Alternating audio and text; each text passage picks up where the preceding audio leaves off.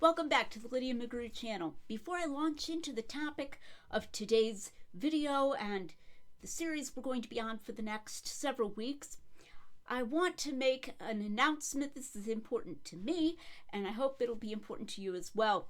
I have recently published on my blog called Extra Thoughts a post about independence and Jesus' resurrection. It's long, it's technical, it's detailed, it's something I've been working on for several weeks and thinking about for several years. It is an addendum to Tim's and my article on Jesus' resurrection, and it discusses in more detail the question of independence.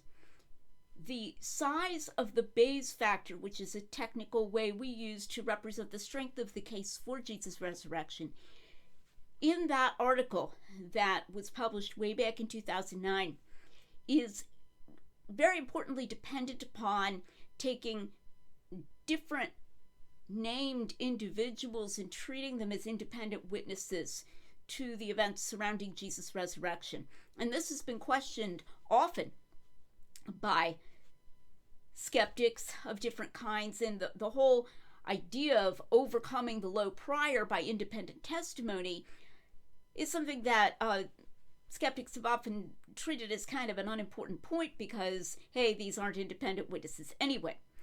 And so it was good to post this follow-up after all of these in-between years. During this time, I've published a lot on independence in professional journals, blind peer-reviewed articles, not directly about the resurrection at all, and I'm bringing that additional technical knowledge to bear here and then putting it together with the circumstances and also the maximal data case that Tim and I have talked about and the work that we've done on gospel reliability, for example, which is a very large amount of work that we've published since that time. Just kind of bringing all of this to bear there. So this is kind of a big announcement, even though it's not, absolutely directly related to the topic I'm going to be talking about today. I wanted to put that out there. Make sure that anybody who watches this video finds that. I'll put that link in the show notes for today. Today I'm starting a series on the authorship of the fourth gospel. Most or all of the material that I'll be giving you in this series gradually over a period of weeks is also found in my book, The Eye of the Beholder, The Gospel of John as Historical Reportage. But you'll get so much more there in the book, not just on authorship, but on arguments for reliability, all the different kinds, different objections, answers to those objections, the unity of the character of Jesus, so it's not a different Jesus in John from the Jesus of the Synoptics and so forth. So I'm not giving away all the content here that is in there, but what I'm doing here on authorship is largely what's in there on authorship. So today's going to be an introductory post about traditional authorship and specifically of the fourth gospel. There are some errors that people sometimes make in thinking about gospel authorship. Some of these are sociological, some of them are epistemological. Here are a couple of sociological errors that people sometimes make when they hear other people talking about authorship, specifically traditional authorship of the four gospels, that they were written by Matthew, Mark, Luke, and John, and traditional authorship of the fourth gospel would presumably be John the son of Zebedee, though we'll be talking about a theory that it was a different John as well in this series. So one sociological error would be that if a scholar affirms traditional authorship, or at least if the scholar affirms authorship by a disciple of Jesus, then that scholar almost certainly rejects fact-changing literary devices, fictionalizing literary devices in the Gospel of John. There are counterexamples to this. It's maybe statistically likely, but it's something you shouldn't take as automatic by any means as a sociological matter. So one very notable exception to that would be Michael Licona, on whom I've done a lot of work. He says he affirms authorship by John the son of Zebedee.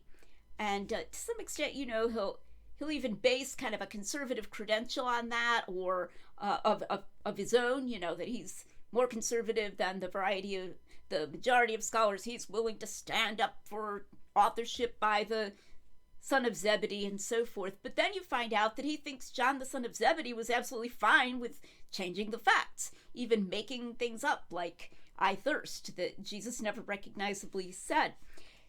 When it was pointed out to him, based upon my book, The Mirror of the Mask, and the work that I did there, that there's a tension between traditional authorship and this very strong notion that he has of the authors using Greco-Roman compositional devices of their day, he came up with a very ad hoc theory that John had a secretary who didn't just write down the language, but went beyond that to even suggest to him changing when Jesus cleansed the temple, or changing the day of the crucifixion, or, inventing speeches and so forth, because this was, sort of a literarily aware secretary who, was maybe Greek trained and supposedly knew about these supposed literary devices. I even questioned their existence, but, on his thesis that these were known in Greco-Roman literature.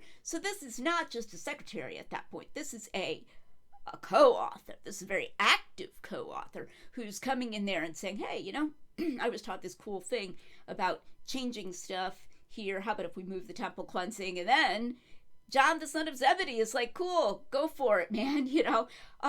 That really takes away with one hand what you give with the other, because it would understandably normally be assumed that one of the consequences of traditional authorship would be closest to the facts, and therefore literal, historical, factual reliability.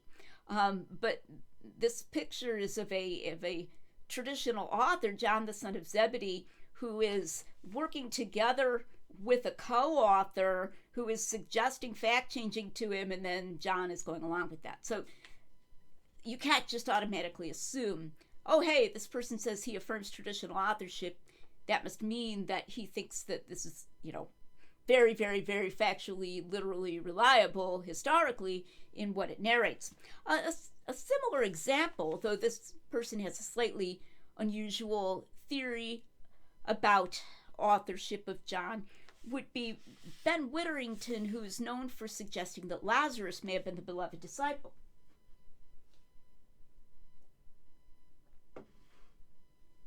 And if you hear anybody talk about authorship and Witherington, that's usually the first thing that comes to their mind if they've heard about this. Oh yeah, isn't he the one who thinks Lazarus was the beloved disciple? But again, it looks like Witherington believes that there are factual changes. Now, the exact timeline of all of this in Witherington's developing thought is something I don't know. But in his 1995 commentary called John's Wisdom, he definitely thinks that the temple cleansing was dischronologically moved, in other words, made to look like it happened at a time when it didn't really happen. And he appears to be advocating the idea that the day of the crucifixion was also changed. He attributes these changes to an editor who he thinks was a different person named John the Elder, or John of Patmos, who, took the memories of the beloved disciple and then made changes to them before publishing them. And he does maintain a distinction between the beloved disciple and the editor, even later when he's talking about the possibility that Lazarus might be the beloved disciple. The editor is still involved. So, unless Witherington has given up the idea of these factual changes in chronology and so forth, it looks like, even affirming that the beloved disciple was Lazarus, and that this editor just made some editing changes to the memories of the beloved disciple, it still doesn't get you past that idea of fact changing. Okay, so another sociological error would be that if the scholar says that he affirms traditional authorship or authorship by a disciple, the scholar thinks that that was the only person who was influencing the content. Now, I've sort of already covered this, right? No factual changes, and then in showing that those can come apart, I pointed out that in both of these examples, you have this, disciple person who's supposed to be very close to Jesus' ministry, but he's not the only one influencing the content. You've got some rather important influences on the content coming from someone else, whether you call that someone else a secretary or an editor or whatever name you give. It doesn't necessarily follow that this named disciple, whoever he might have been, is the only person from whom that factual content is coming, or apparently factual content. So you have to be careful about jumping to conclusions when you hear that someone affirms traditional authorship. In my series here, of course, it will come as no surprise that when I'm arguing that the fourth gospel was written by the beloved disciple, and that the beloved disciple was John the son of Zebedee, that he was an eyewitness of most or all of these events and so forth, I am also including the idea, I want you to draw the conclusion that he didn't change facts. And of course, I've got a whole book arguing that he didn't allow anyone else to influence him to change facts. He didn't decide to change facts and so forth. If he had a secretary, somebody writing it down, I really just mean a secretary. That's not code for some kind of co-author who was suggesting factual changes to him. He may or may not have been able personally to write Greek. I think it's very likely that he could speak Greek. One of the interesting things, I'll give you a little preview here of something that we'll come to eventually in this series.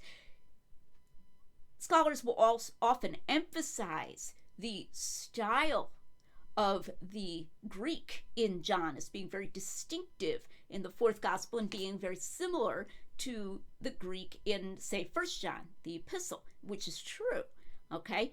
And that will even be taken as an argument against reliability because of the claim that that must mean he's putting words in Jesus' mouth and so forth, which it doesn't mean. I go into all of that and that incorrect use of Johannine idiom in the book, The Eye of the Beholder. But what gets overlooked is that it's actually a very simple Greek. I mean, that's kind of a hallmark of that Johannine style. For example, using and over and over again instead of these sort of more complex relationships of clauses in the sentences like you would more find in the Gospel of Luke and in the Greek of Luke. So here's an interesting thing. A secretary, an amanuensis, often had the job of sort of making the Greek flow well. And it's almost beyond belief that you would have someone who was a secretary who left the Greek choppy and kind of elementary like this. It has, from what I understand, it has a sort of a Semitic sound, sort of a sound that's more similar to Aramaic, for example, and would leave it that way, but would change the facts. If anything, you would expect a secretary to kind of upgrade the flow of the language in the narration and so forth, which he obviously hasn't done. So if there was a secretary involved here, I think he was a secretary who was very closely hewing the line to what he was hearing orally, and it very often has a sound of oral history. So that's what I mean when I talk about traditional authorship or when I talk about a secretary, but you can't always assume that. All right. Then two epistemic confusions that are possible. This would be too much of a generalization, that traditional authorship is totally epistemically sufficient to support high factual reliability. Now, I want to call for a little caution here, because we also want evidence of conscientiousness and carefulness. Somebody can be an eyewitness and he can be careless, or he can have a bad memory, and get things often switched around. I mean, there's obviously degrees of this, right? As you probably know, if you watch this channel, I'm not an inerrantist, and so I don't think that the fourth evangelist was necessarily without error. I think he may have a couple of good faith errors in there with memory slips, but I think he had a very good memory. But that's not something that just automatically follows from his being John, the son of Zebedee, Jesus' disciple. So you want to know things about the person's memory, you want to know things about his conscientiousness, and you want to know things about his access to events. So, even if someone was a follower of Jesus, he might have been present for some events and not present at others. So you want to know about those kinds of things. Did he carelessly include stories that he got from other people that were, those people aren't maybe all that scrupulous about telling the truth about what happened, and he just publishes them willy-nilly. So there are additional questions that can understandably be asked, and we want answers to those questions as well. All right, another epistemological error you could make in the opposite direction would be to say that traditional authorship is mostly or wholly irrelevant to the question of reliability, and we could just dispense with it. There is the more accurate view is that there's an intertwining between evidence for traditional authorship and reliability. Some of the evidence for traditional authorship is in and of itself evidence for reliability. So Westcott was famous for a concentric circles argument that he made, that John the son of Zebedee is the author of this book. And one of these circles was the author was a Jew.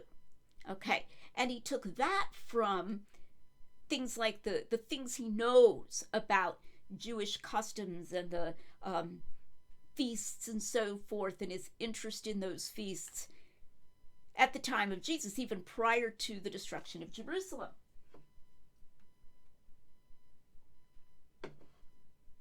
He also seems to know things about the buildings of Jerusalem, what Jerusalem was like before its destruction by the Romans.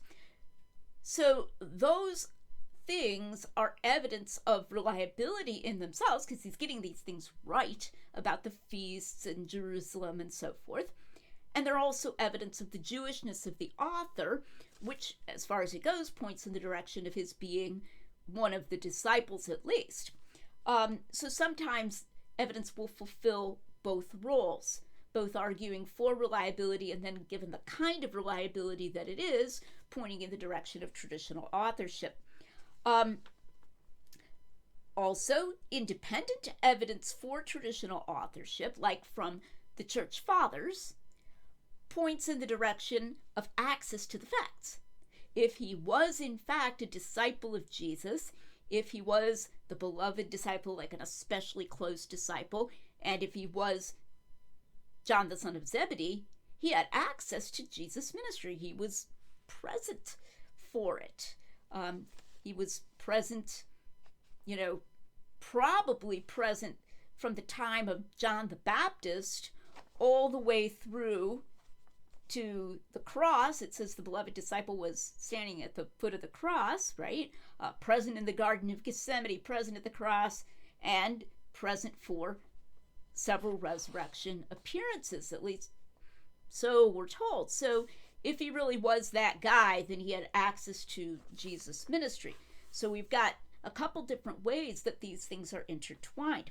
Now, I will mostly not talk about reliability supporting internal evidence, except where it supports that the author was present at specific times and places when the other John that is sometimes conjectured to exist wouldn't have been present. I'm thinking here of the theory of Richard Bauckham, and I think there are some evidences right there that it looks like he was really there, but Dr. Bauckham thinks he didn't travel and wasn't part of Jesus' Galilean ministry, and I think the internal evidence indicates that the author was part of Jesus' Galilean ministry. And so then that argues for an even closer type of access. Of course, the author doesn't have to be an eyewitness himself. Luke was not an eyewitness of Jesus' ministry. If you did enough of your homework and you're able to talk to eyewitnesses and so forth. But I think there's an obvious sense in which, all else being equal, the closer the person is to the events, the better of an opportunity he has to get them right, obviously. So I want to avoid saying both those things, saying traditional authorship is irrelevant and traditional authorship is enough all by itself to give us high reliability. Generally, I'm not these are extremes on both sides, and I'm the perfect moderate. I'm not much of a moderate, but in this case, I really do think neither of those is true. I think those are both overstatements. And so even though I think we do have arguments for the reliability of the fourth gospel that, to some extent, swing free of taking a very specific position on which disciple was the author, even they fit extremely well with traditional authorship and seem to indicate, at a minimum, authorship by a disciple who was present throughout the ministry. And so, if you had evidence, like some other evidence, no, it definitely was not one of Jesus' disciples who was present in his ministry, then you'd have cognitive dissonance going on here. Whereas instead what we have is all of these lines of evidence, external and internal, and evidence that it was, I would say, the son of Zebedee rather than some other John, all pointing in that same direction, and in a direction which upholds literal factual reliability. I have a special message I want to end with here for those of you who are really sold on Dr. Bauckham's other John theory, that the beloved disciple, who was actually the author as well, was someone else who was also named John, but who was not one of the 12, and therefore not John, the son of Zebedee. I know from interacting with some of you that it's completely possible and in fact actual that you can take that position and affirm no fact-changing devices. Now, I don't know if Dr. Bauckham is quite that conservative, but if he thinks there were such fact-changing devices, it's not because that just follows from his other John theory. I know there are very, very conservative people who hold this other John theory, and I don't just mean like they're presuppositionally committed. I mean, they would share with me the idea that we have very strong evidence for the historical reliability of the fourth gospel and that he wasn't changing the facts. So I know that. I'm going to be arguing for my position of John the son of Zebedee in this series. That doesn't mean that I'm calling you guys a bunch of, wussy liberals who are against the reliability of the Gospels. But I think there is some point, even as far as reliability is concerned, to, going up against some of these arguments that it could not have been the son of Zebedee.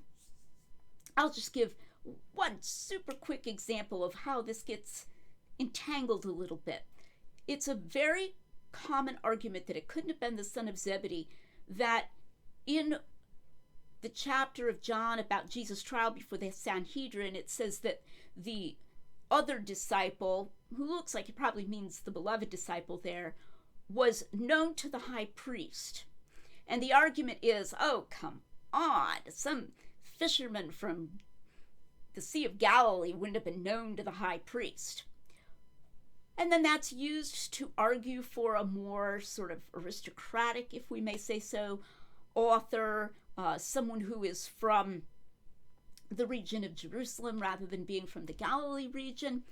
And what you'll find basically is liberal and conservative alike who don't think it was the son of Zebedee will agree on that argument, that it wasn't the son of Zebedee. And so then that creates this figure who's a Jerusalem native. Maybe he doesn't leave home very much. He's sort of more in with the higher ups, the Jerusalem leadership a little bit more. And if you take that seriously, it does create some distance, particularly from that Galilean ministry. And it makes this other John figure kind of an unknown quantity a little bit. So I do think that you end up with a much tighter kind of epistemic access when you're not creating a somewhat mysterious, aristocratic, non-Galilean author, and you're not looking at the author that way, even though it doesn't necessarily mean you're going to accept factual change, and I know many don't. So we'll see how that plays out here. And I argue in The Eye of the Beholder, and I'll argue here, that I don't think that word known to the high priest has to mean that they were, bosom buddies. And I think it could easily be satisfied by someone who was a Galilean fisherman. So we'll get to that a good bit later. But that's a layout of positions on this. I also want to emphasize, I am not just saying that the beloved disciple stands behind the book. At some point, I may be reading, as I think I've read before on this channel, this wonderful passage from Richard Bauckham where I just want to get up and cheer, where he's just completely disagreeing with the idea of authorship. It's just that he stood behind. So that's a place where Bauckham and I very strongly disagree. The author in this case, yes, he might have had a secretary who's just a secretary, just writing stuff down, but he was very closely related to the content. He's not just, way back there somewhere behind it. Okay, so I hope that whets your appetite for this series on the authorship of the fourth gospel. And come back next time. Be sure to like, be sure to subscribe. And if you're interested in the argument for the resurrection, please also be sure to click and read at least portions of this new blog post on independence and the evidence for the resurrection. Thanks for watching. I'm Lydia McGrew.